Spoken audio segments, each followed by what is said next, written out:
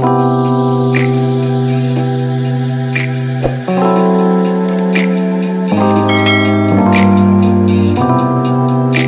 what's going on? I'm Jamie Dawn, your evolutionary revolutionary astrologer, bringing you your celestial wisdom video for the week of March 21st through the 28th of 2021.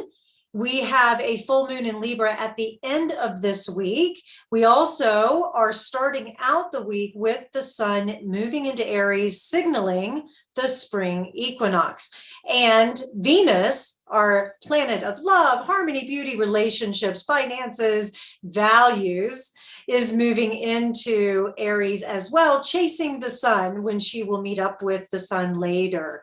And before I jump into what all this can mean for us in different ways, I just want to thank you so much for those of you who are part of my journey and you've been following me. You understand that I have been on this health and fitness refocus. Years ago, I did a couple of amateur bodybuilding shows, and I really do enjoy the focus of the body, because as I have this belief system that when we change our physical body, our mental, emotional, spiritual body is changing with it, because you do carry a mindset when you are doing physical activity of any sort. And so when you approach a physical activity in a new way, or you look at it from a different perspective, then things change on many different levels. And that is part of what was happening for me last weekend. I trained with a health professional, sports professional, who is taking me to that next level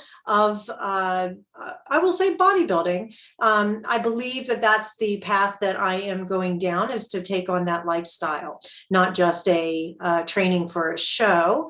And it was a very powerful weekend. So I want to thank you all for being part of that in your own way, even if you didn't realize it. And what was most interesting, and I'm just going to share this from a very vulnerable and real place, is that I asked this person to train me as if I didn't know what I was doing. I wanted him to take me back down to basics and to just treat me as though it was my first time stepping up to a barbell, getting on a bench, working on a treadmill, whatever it was. And he did. And what was interesting was he didn't kill my spirit, but my ego had a wonderful death. The ego death is an interesting one. I'm sure many of you watching these videos understand what that's like. And it's not the first time that the ego gets to be transformed, at least not for myself. And I knew full well going into this weekend, but also this next level of training, was going to work me over. I just wasn't sure how. And I'm still integrating. I'm still picking up pieces of myself and seeing if they still serve, and finding new perspectives, and, feeling a deep sadness that is inside of me, and letting it just be there, and also finding this new sense of purpose and vitality as well. And I'm sharing this with you as a way of hopefully encouraging all of us to keep going, to remember that life doesn't get easier, we just get stronger. And I think that's one of the things that has been working me the most over the weekend, is that I have done everything I possibly could as far as actions and mindset and that sort of thing to set myself up for success. And I don't consider my death of the ego to be a failure. As a matter of fact, this is just a deeper layer. And I will offer too, it's a very interesting correlation to what's happening with the sun in Pisces, now Mercury in Pisces, all this Piscean energy that we are experiencing. It's about the ego is non-existent. There are no boundaries. And so we're being asked to really take on this new spiritual, maybe it's not new, but this higher integration. And what we once thought was purposeful in our concrete 3D reality is shifting and changing. And for me, I need to experience things. I believe experience is the greatest teacher. And so for me to have that kinesthetic experience allows me to integrate it in a very real and tangible way. Otherwise, I'm just a talking head up here giving you information, no different than if you go and study subject matters for, years on end. You could talk about it all day long. You could probably, teach in the sense of being able to disseminate the information, but without the experience, it's very difficult to anchor it in. And that's part of what this coming week is going to continue to offer, that we've had an experience of this new moon. We have had the experience now of this past week of integrating what this new moon was revealing to us, what it maybe is questioning, making us question, especially with Mercury in Pisces, where it's really not at its best position, but it's creating a lot of confusion, maybe a lot of feelings, as I mentioned in my last video, this scattered feeling, or this feeling like we're lost, a sense of and that's probably the best way for me to describe what I was feeling Monday coming back from this experience, was that feeling of loss, that feeling of not knowing exactly what direction I was going to be going when I returned home.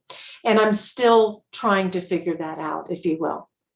And so here we are, and maybe by the time this video is released and we have, Saturday is the spring equinox with the sun moving into Aries, where there should be this spring, this feeling of vitality and purpose being re-energized inside of us. Our creativity should be at an all-time high, and that, we should feel the aliveness of life flowing through us. Because remember, life doesn't need us. It just needs us to be like nature and let it flow. And so that's where I feel this spring equinox is going to offer us. Of course, on that day, we may be looking at where do we need balance, because we're balancing the northern and southern hemispheres. And you think about the hemispheres of the brain, everything is so relatable, right? And so we're bringing ourselves into this balance moment, and then being able to use the passion, the drive, the motivation that the sign of Aries embodies as that Greek god, or Mars as the Roman god, that it embodies this passion, and it helps us get out of this inertia, it helps us cut through the fog and this feeling of maybe listlessness. Maybe it's a feeling of being lost and confused. And now we can finally drive through with more passion, more fervor. And in doing so, we also have the opportunity to manifest, because for every action, there is an equal and opposite reaction. We know that from the laws of physics. And so as we are putting ourselves out there, reminding ourselves, especially with Mars and Gemini, it'll be sextiling the sun soon, and Venus, that our words can harm or heal, that the way we communicate, not overdoing things with having 500 plates, spinning in the air, that sort of thing, but we can channel and focus. That's the thing about Mars energy. It can really focus our will into a single passion, into a single outcome that takes our courage, and maybe we'll find greater courage than we've ever had to have difficult conversations, or to get on the same page, or to let go of the limiting beliefs, or let go of the things that aren't in alignment with our values. And the other thing that we're going to have during this spring equinox week is we're going to have Mars, like I mentioned, in Gemini. Yes, it'll be sextiling the sun and Venus soon, but it will also be trining Saturn. And Saturn being the planet of discipline, the planet of boundaries, and the one that offers us structure. If we can have this harmonious aspect of the trine with Mars, we can take our drive and we can use discipline focus in order to accomplish hard work. And we can take all these ideas that we've had and all these connections and communications, and we can start to make sense of them. We can start to organize the mind and the mental body, because we're working with Gemini and Aquarius with Mars and Saturn right now. And so we can take these mental pieces of information, mental agility that we have, and it may have felt scattered and all over the place, and now we can bring it into a single moment or an organized place. And this will also allow us to maybe compete at a different level. It may allow us to control our anger or control our passion in a way that can become very beneficial. Now, the downside, because it also can create a bit of thoughtlessness, that we could destroy, we could become destructive in our authority. We could, go where angels dare to tread, which is not necessarily a bad thing, but we could become a little frivolous, or we don't even think about, how we're maybe spending our money or where we're putting our energy or what we say to somebody. We're not even stopping to think about it. However, I would offer that the benefit of Saturn is that pause, is that moment of maybe checking in and saying, is what I'm about to say really beneficial? Is it really going to create the outcome that I'm looking for? There is an opportunity also for those of us who may be needing to establish ourselves in a greater level, whether it's in relationship or job or whatever, that we can establish some authority around this. So if you're an expert in your field, or you've been studying to become one, that this can give you an opportunity to throw your shingle out there, or throw your ideas out there and establish yourself and being seen as an authority in that particular field. That's a wonderful way to use this week's energy. The other thing that we can offer from this week's energy with Venus and Aries is that we can get easily frustrated when things don't go our way. However, that frustration, when channeled properly, can help us get bold and courageous for going for what we want. It makes us check in and say, why do we want this? That's the motivation. And so this is especially true in our relationships. So this next week is going to have us looking at relationships, values, and finances in a whole new way that says, can I be courageous enough to let go? What is it that I need to let go of that doesn't line up with my values? That's the Venus in Aries. And we have the full moon in Libra at the end of the week. So we're coming full circle, that we're building up all this energy to be released. What is it that I'm resisting? Where can I go deeper? Where do I need to punch through that limiting belief and let go of the fear, let go of the questioning, let go of the what ifs, let go of the negative self-talk, whatever it might be that is stopping us. Maybe it's just thinking out of the box. Maybe we stop ourselves from thinking that, hey, we always do it this way. Maybe we need to try something different, because what is the definition of insanity, right? Doing the same thing over and over again, expecting a different result. This is a great week to think differently, to do things differently, and to try it out for the sake of it. You may find that when it comes to like fashion and looks, those of you who are considering changing your hair color or taking on a new fashion statement or whatever, look for these bold colors and these dramatic flares and styles coming out. I have a feeling that this Venus in Aries is going to activate that in a lot of us. People getting tattoos or, piercings or whatever. The other thing I will say is that this week's energy could offer us some sense of warring, where there's this war or competition, whether it's inside of ourselves or with others.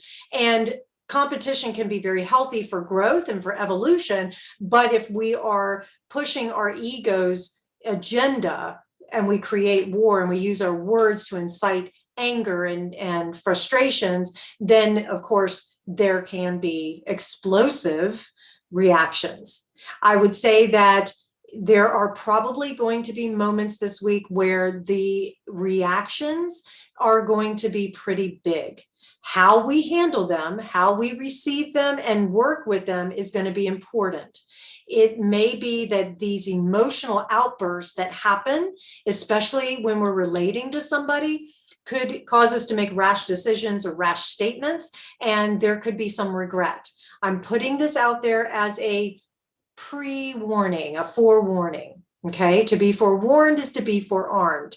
Be aware there could be some triggers, especially this week leading up to the full moon weekend, where we could say or do things that, or it could be done to us that will cause us to want to overreact. The thing about this full moon, and I'll talk about it again in next week's video, but I do want to put some pins on the map because, again, we're most likely going to feel the energy leading up to the full moon, and that by the time Saturday, Sunday comes around, we'll be in a place of like, oh, okay, now I'm clear, now it's done. So we're going to have Venus, Chiron, and the sun all canoodling together at this full moon in Libra. So the moon is going to be opposites, me standing across the sky from the sun, Chiron, and Venus, emphasizing our wounds within our relationships and the way we handle our finances and what we value. And so this is most likely going to challenge us in how do I establish my individuality? What wounds do I have in being who I am? No one can tell me what to do with my finances, or no one can tell me how I need to be in relationship. Hello. That's going to create some sense of wanting to be your own individual self. That's that Aries. And yet you want the partnership. That's the moon in Libra. You want this relationship, and you need it to be fair and equanimity. I'm making up words again. You want equanimity within it, because Libra really needs that balance and that harmony. But I offer this. It's difficult to establish harmony and balance without having, and peace, which is another thing that Libra likes, without having war or tension. And so I'm going to point us back to healthy conflict. It's good to have healthy conflict. And so in doing so, it's important to come back to what's happening inside of us, not being accusatory, being able to say what I'm feeling is, remember, we're not our feelings. We identify it with what I am feeling is sadness, anger, fear, worry, whatever, insecurity, whatever it might be. And what I need in order to feel good is ... And so we keep it about us and the subject matter so that we don't take it personally. And I think that's the other thing about this week. It's going to be difficult for us not to take things personally, because with the sun in Aries and Venus now in Aries, it's going to be a lot more emphasized, where we look at ourselves and we go, well, how is this affecting me? What does this mean about me? And this full moon in Libra is going to have us ping-ponging between me versus we, and coming together. Remember, we're here for wholeness. We're here to return to wholeness. That's the thing I love so much about astrology, is that it offers language of self-awareness, that there's nothing wrong with us. There's nothing missing. We just have to come back into the remembrance of it. And so this week in particular is going to force us in many ways, because the energy is going to be so strong, to look at who we are as individuals, and then how we can offer this in partnership with others. And if it doesn't line up, if the partnerships that we are engaging in does not line up with our individual sense of self, then changes will be made. All right, you guys, I would love to hear how this is working you, how I can support you. Just know you're not alone. I'm working through my own stuff, and I'm right here with you. So thank you for liking, subscribing, sharing, commenting on these videos.